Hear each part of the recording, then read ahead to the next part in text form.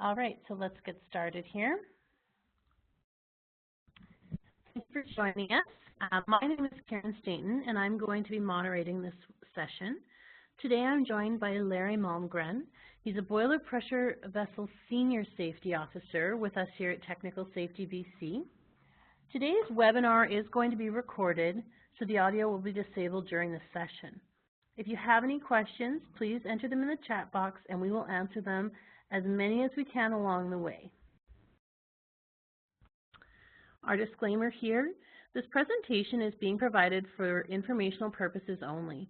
In the event of a conflict, the requirements stated in the Safety Standards Acts and the reference materials and regulations shall take precedence. That's everything for me, so I'm going to hand it over to Larry here, and we'll get started. Okay, thank you, Karen. And thanks to all of you for taking time out of your lunch to attend and learn a little bit about this practice. As Karen said, I'm a boiler senior safety officer. I'm based out of Prince George, and I'm the go-to guy for questions or to address issues with this procedure. So we'll give you my email address at the end of the presentation if you have something afterwards. But by all means, anytime during the presentation, please, give us a shout with any questions that you might have. So the agenda is we're going to go over what is pneumatic testing, why it's in place, who it applies to, when, the testing requirements, and how to submit procedures to Technical Safety BC. As well, we're going to go to the website, kind of give you an overview of that, and review the information on the website and provide some more detailed guidance. Okay, so what is a pneumatic test? Quite simply, it's just an air test using gas, inert gas, nitrogen, or air. So why is the testing requirements in place? So it's an occupational health and safety issue. The requirements facilitate safe witnessing of pneumatic testing by Technical Safety BC employees and to meet the requirements of the Workers' Compensation Board Act. So TSBC has a responsibility for employee safety that it takes seriously. This policy addresses the safety issue of boiler safety officers witnessing pressure tests, but these requirements apply to all contractors, employees, or any other workers present at the workplace. So pneumatic testing introduces hazards that must be identified and understood. So, hazards such as flying objects or shrapnel, oxygen displacement, hearing damage from loud noises are examples of that, and appropriate measures to manage the risk of a potential testing failure have to be considered.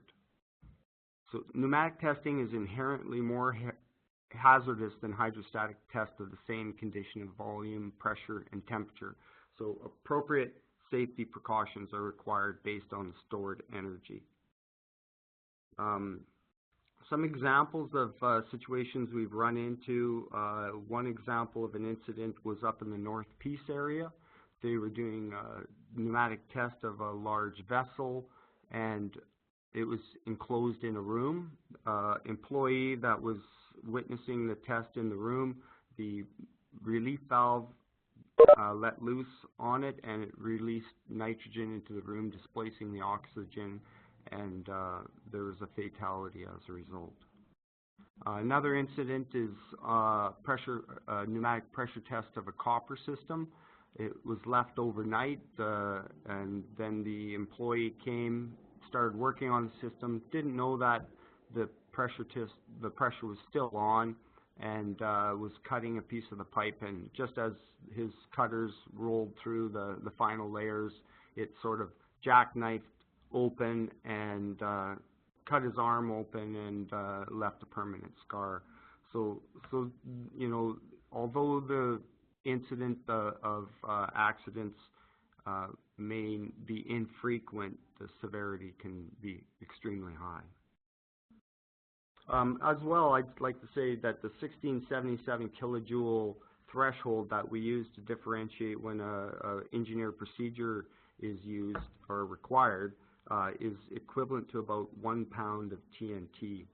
And industrial organizations have employed best practices around pneumatic testing for quite some time, but it may not be as commonly adhered to in a commercial environment. So there you go. So who does it apply to? It applies basically to anyone doing a pressure test on regulated equipment greater than 15 psi. So that includes licensed boiler contractors holding a license. That includes A license, which is a boiler scope of work, the AU, boiler and pressure vessel, AP for piping, manufacturing shops, refrigeration license holders, and safety relief valve servicing licenses. As well, ASME organizations doing new construction, where boiler safety officers or authorized inspectors are doing work there, then witnessing of tests requires a procedure. Okay, we're going to just take a look at the broad overall process of the process, and then that'll give you some idea of what we're going to talk about next, the details of each of these. So as you can see, this flow chart, if you recognize it, is somewhat the same as Alberta ABSA AB 522. It's a little bit different, but really the whole program has been modeled after that. That provides some consistency across borders, as well as, you know, it is an example of best practice that's been in place for quite some time. So it all starts with determining whether the hydrostatic test is possible. If it is, then that is the preferred test to be used. Codes of construction requires that owners accept a pneumatic test method, as well as owners, CSA B51 requires acceptance by the jurisdiction. So that's a requirement. Generally, it's an informal process. Pneumatic test is usually approved by the owner. It's implicit in that, but as it's a formal code requirement, we're looking for that acknowledgement. The next step would be that whether the safety officer is going to attend. So under regulations, contractors must notify the boiler safety officer prior to commencement of work. So that provides an opportunity to check with the safety officer as to whether he's going to witness the test. Contractors put forward their inspection test plan. That is where the safety officer would put his hold point in order to declare that he's going to witness the test. And unless the contractor has spoken with the boiler safety officer and the test witnessing of the test has been waived, then you should assume that the safety officer will witness the test. The next step would be to look in to see if the system is within the equipment limitations. So that includes the stored energy of 1677, which the contractor is responsible to determine, but it also looks at the type of material and temperature. We'll look at that a little closer later on. If the equipment is within the stored energy, then the procedure can be reviewed by a boiler safety officer. If it's not within the limitation in stored energy, then it must be, the procedure must be developed and accepted by a professional engineer. That procedure would then be submitted to Technical Safety BC. We have an allowance that for standard procedures that are part of the quality control manual. that subsequent tests don't need specific procedures submitted, that as long as the equipment is within the limitations of the accepted procedure within the quality control manual, then this portion is done. After that, it's all back to once the procedure is accepted, then the safety officer is okay to witness the test. So that's a brief overview, and then we'll just follow. Excuse me. We'll just step into the requirements a little bit deeper. Okay, so prior to witnessing the test, the contractor must justify the rationale for the use of the pneumatic test method. So typically that is done because the piping can't take the loading of the weight of the water, or that the system is intolerant of any residue of moisture afterwards, such as in refrigeration or control air.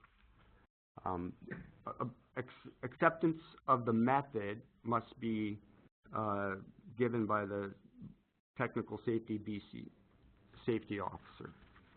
So under, as I said before, under CSA B51, section 4.15.1, the method and the test pressure must be accepted by the jurisdiction. So the contractor is required to establish a pneumatic testing procedure that addresses all safety considerations necessary to conduct tests safely. The license holder is responsible to conduct an appropriate hazard assessment to ensure suitable engineering and administrative controls are in place to protect personnel doing pneumatic testing. The contractor is also responsible for determining the stored energy of the test. So on the website we have some calculations that are taken from ASME PCC2, as well as a table that is available to facilitate determining what that stored energy is. After that, the procedure must be submitted for review and acceptance to Technical Safety BC. So test procedures with a stored energy value less than or equal to 1677 kilojoules that meet system equipment limitations may be submitted to the local safety officer for review and acceptance. New construction subject to design registration, there's an opportunity to recognize that a pneumatic test would be the appropriate test, and then the contractor or the owner can submit the test procedure along with the equipment design registration. Then the design survey would review and accept that test procedure. That's not always the case. Sometimes it's too tight a timeline to get that procedure in with the original design. For test procedures with a stored energy greater than 1677, as I said before, those must be developed by a professional engineer and accepted by him or her and submitted to Technical Safety BC at the email address shown in the box there, boiler.designregistration@technicalsafetybc.ca, and then use the subject line pneumatic test review.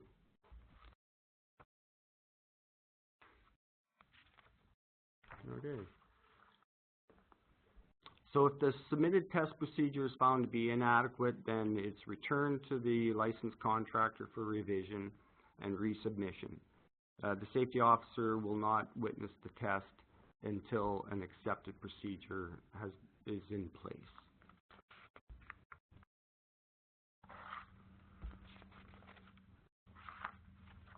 Okay, so that's a brief overview, and we're going to just kind of take a look at the website.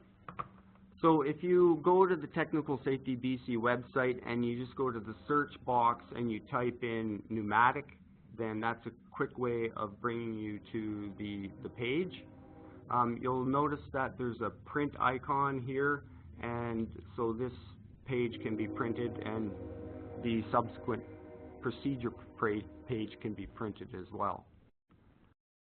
So it goes over why testing requirements are in place and who it applies to, and what are the requirements for those tests for pneumatic testing. I'd just like to add too that as far as when, these requirements are in effect immediately, and they've actually been in place internally for the last year and a half, although it may not be well publicized. So the effort of this webinar is to provide a greater awareness of that.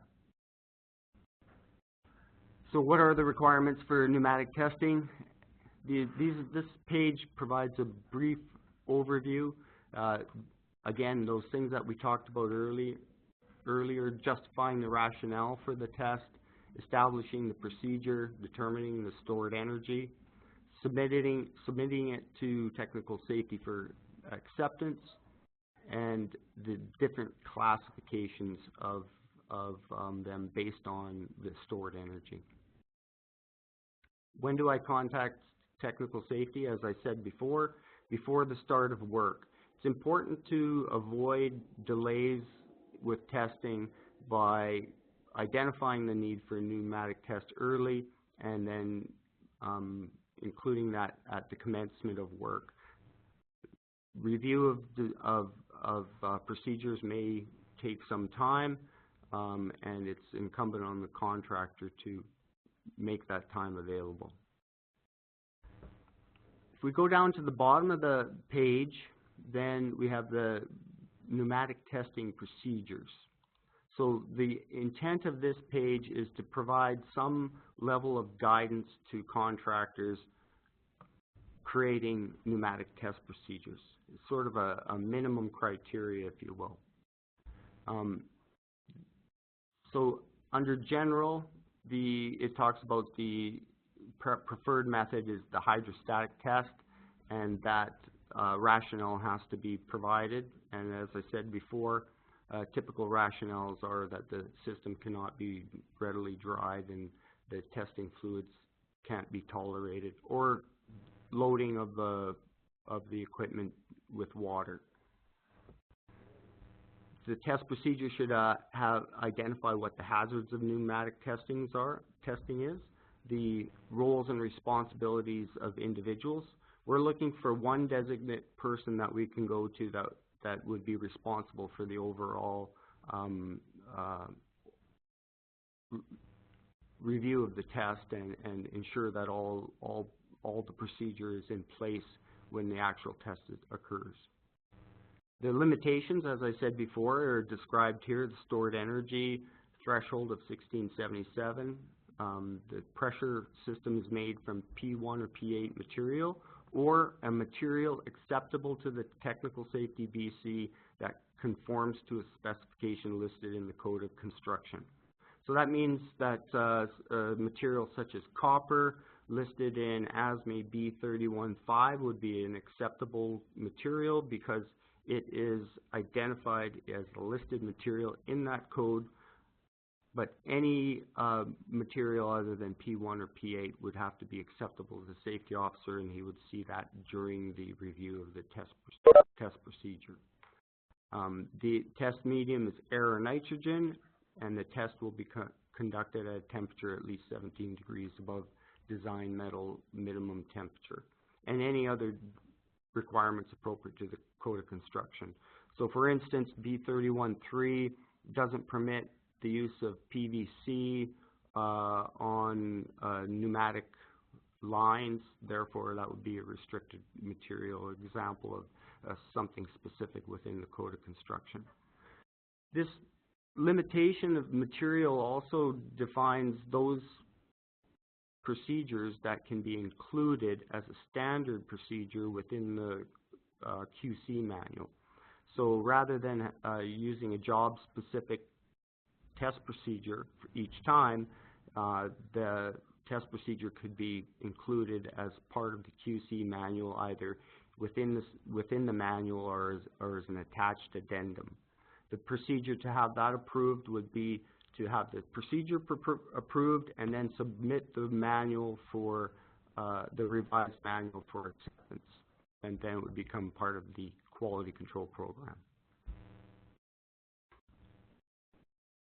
So the test procedure, let me see. So this is what I was just talking about, the format of the test procedure. It's going to be developed and submitted by a licensed contractor using an application-specific or standard pneumatic test procedure format. So the contractor can develop a procedure if it's below that threshold and it's within the pneumatic test limitations. Otherwise, if it's outside of that, again, a professional engineer needs to develop and accept that procedure, and then it would be submitted to Technical Safety BC's Design Registration Department. Licensed contractors who frequently perform pneumatic pressure tests may include an accepted test procedure less than 1677 kilojoules that is within the stored energy limitations. As I said before, that can be part of a quality control program. So, and then the witnessing of the pneumatic test procedures, that's what this is all about. The safety officer will not witness a test unless the test procedure is in place. Furthermore, down the page, we have all the definitions. And again, like I say, this is largely modeled after ABSA AB 522. Hazard identification, roles and responsibilities. It seems to be repeated here.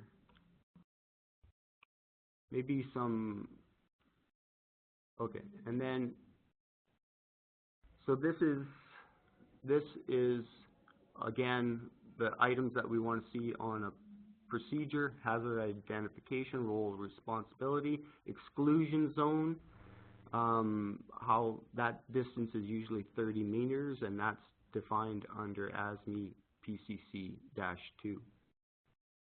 Pre-test checks and inspections.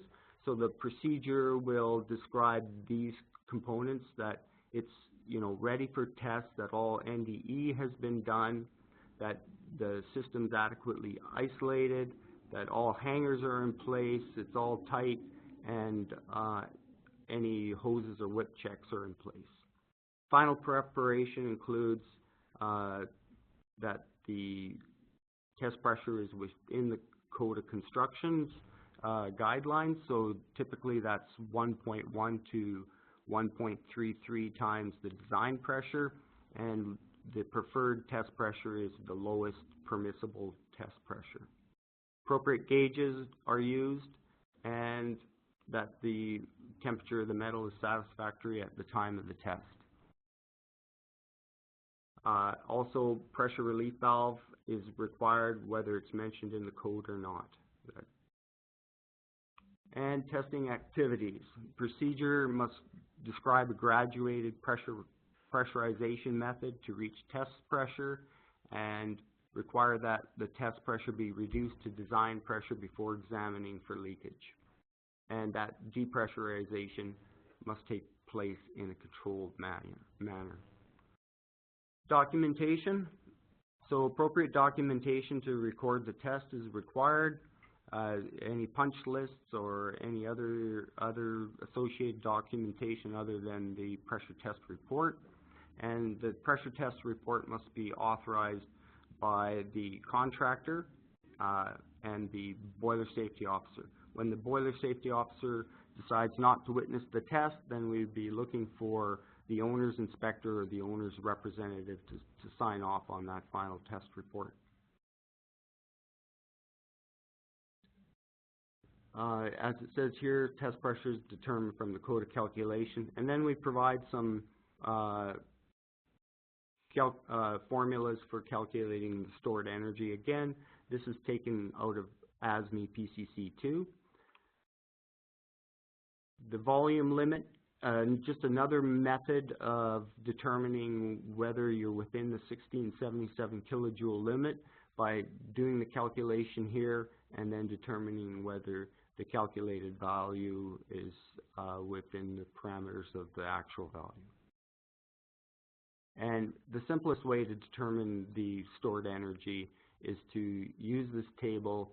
If you know the pressure tests, the test pressure and the volume of the system, you can look at the table, and if you're above the value, then you're exceeding 1677 kilojoules, and you'll have to go to an engineered test procedure.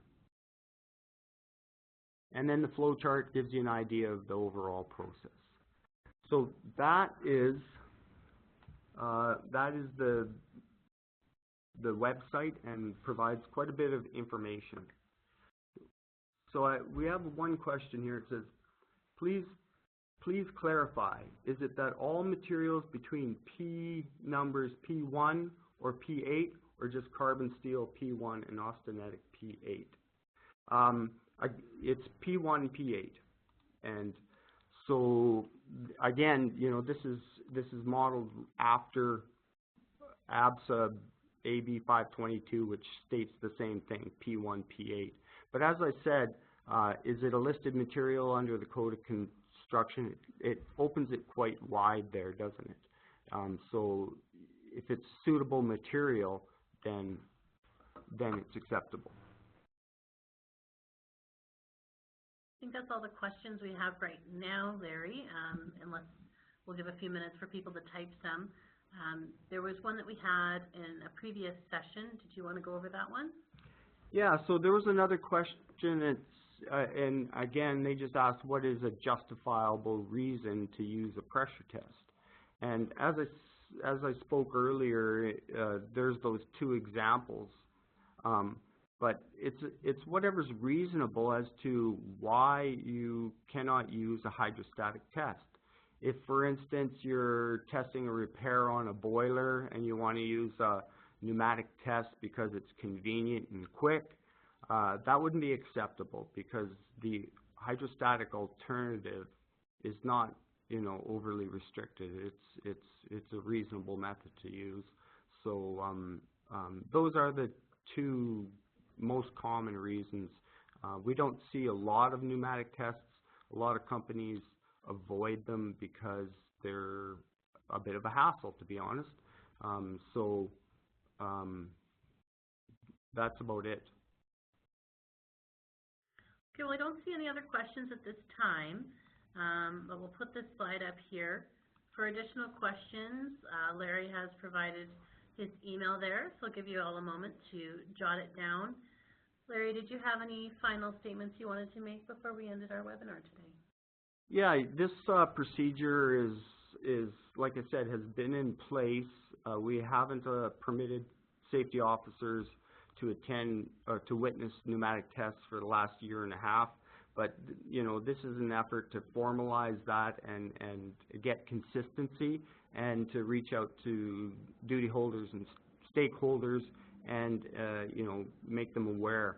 As I say, the best practice in industry, this has been in place for a long time, but it may be less common, and a bit of a cultural change for some industries, such as the refrigeration trade. It's brought about because of a concern for safety. Thank you very much, Larry, and thank you very much to everybody on the line who attended. A version of this webinar will be available as a recorded session on our website, and please check back for future sessions. Thank you very much.